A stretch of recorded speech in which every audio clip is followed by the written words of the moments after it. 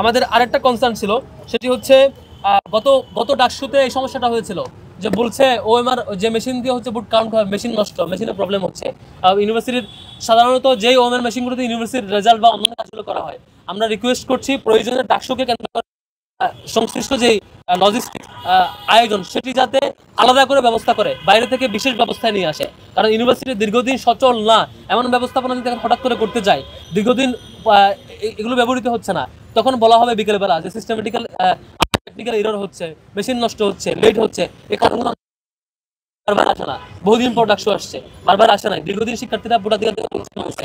এখন যাতে কোনো ধরনের বাজেটের কারণ বা টেকনিক্যাল কারণ দেখিয়ে কোনো ধরনের হয়রানির শিকার হতে না হয়, প্রয়োজনে মেশিনারিজগুলো আলাদা ব্যবস্থা করা। আর একই সাথে আরেকটা প্রস্তাবনা আমাদের ছিল যে প্রত্যেকটা সেন্টারে আলাদা করে বুট কাউন্ট হবে, সেখানে অ্যানাউন্স হবে।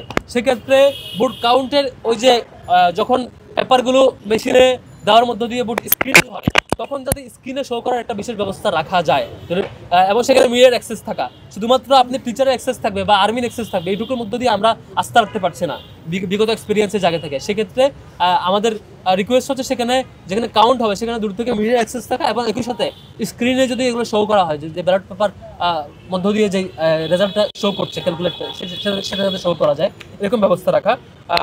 এবং একই সাথে বড় একটা কনসার্ন আমরা হাইকোর্টে আমরা কোর্টে রিড করেছিলাম এবং হচ্ছে লিগেল নোটিশ পাঠিয়েছিলাম যে মেয়েদের ছবির ব্যাপারে ইউনিভার্সিটি হঠাৎ করে নির্দেশনা দিল কি যে 27 তারিখের মধ্যে নারী শিক্ষার্থীরা যারা ছবি প্রকাশে অনিচ্ছুক তারা যাতে করে অ্যাপ্লিকেশন দেয়।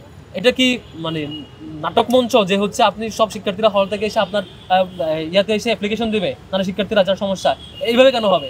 এইভাবে হবে না, বরং আপনি অনলাইনে একটা ফর্ম ছেড়ে দেন ওয়েবসাইটে, যে শিক্ষার্থীরা তার ইমেল বা হচ্ছে রেজিস্ট্রেশন নাম্বার দিয়ে ঢুকে সে কনসার্ন জানাবে যে আমার এই রেজিস্ট্রেশন নাম্বার, এই হলে থাকি, আমার হচ্ছে ছবি প্রকাশ করা যাবে না, এইটুকুই। এখন যদি আমার 49% শিক্ষার্থী নারী শিক্ষার্থী, ওখান থেকে যদি এখন 5,000 শিক্ষার্থী যদি এসে যদি বলে আমি অ্যাপ্লিকেশন জমা দেবেন, ক্রাউড হয়ে যাবে। আপনি কি অ্যাপ্লিকেশন জমা নেবেন, আবার এই অ্যানালগ কাগজ থেকে ম্যানুয়াল কাগজ থেকে আবার ইনপুট দিবেন, এই প্যারামিটার তো যাওয়ার দরকার নাই, সেটা অনলাইন সিস্টেমে করা। নারী ছাত্রীদের শিক্ষার্থী বোনদেরকে এই হয়রানি থেকে মুক্তি দেওয়া এই রিকোয়েস্ট আমরা করছি, যাতে করে ম্যানুয়াল সিস্টেমে না এসে অনলাইন অ্যাপ্লিকেশন সিস্টেম থাকে এবং সেটি দ্রুত ব্যবস্থা করা হয়। আমাদের মৌলিক আজকের যে মিটিং ছিল সেই মিটিংয়ে এই ছিল আমাদের কনসার্ন।